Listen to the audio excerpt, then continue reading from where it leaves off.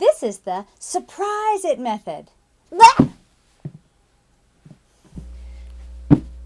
The surprise it method allows you to build curiosity whenever you have props to bring out to show the children.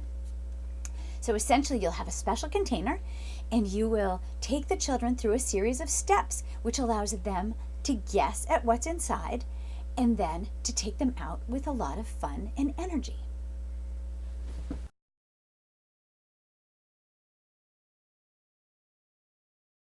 So why do we use the surprise it method?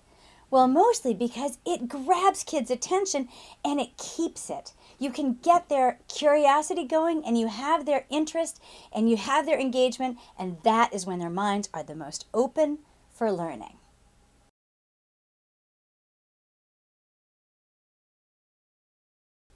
So when do you use the surprise it method? Anytime you're presenting a prop, anytime that you want to get their attention before you bring out something you're going to show them. You can use this all the time.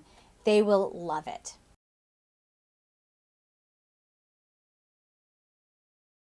The chant for the surprise it method goes like this. Que tengo, que tengo, que tengo adentro. Repeat that many times.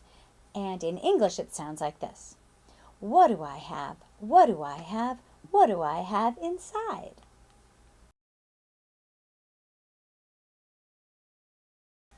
There are 5 steps to the surprise it method, and the first one is to present your special container.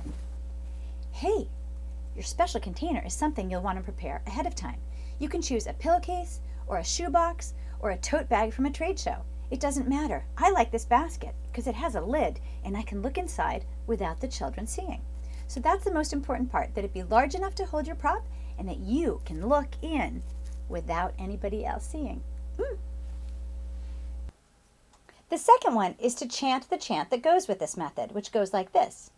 Que tengo, que tengo, que tengo adentro, which means, what do I have? What do I have? What do I have inside? Chant that several times, and that will be the chant that always goes with your bringing out your container. They'll start to learn how to say, what do I have? And they'll learn how to say inside. Step 3 is to allow time for children to guess what's inside. Step 4 is to provide a few hints. So if I have a dog inside here, if I have a little toy dog, I might say, put my ear up and pretend to be listening for it, and I'll say, woof, woof, woof. And then that will be a hint. You can also provide just a verbal hint. It's really good for their brains to have to begin to deduce what you've got inside based on a couple of hints. So you might say, this is an animal that has 4 legs and a tail. This is an animal that wags. And then ask them to guess at what's inside. The other thing you should do is not to rush it. If a couple of kids shout it out right away, just keep giving hints, just in case there are a few children who are still enjoying the curiosity and the process of guessing it on their own. Step 5 is really the kapow it method, which means you want to open it and you want to woo, bang, zip, woo, like make some kind of a sudden and fun and not scary sound that the kids will be delighted by, and they'll want to know what's next and what noise are you going to make next.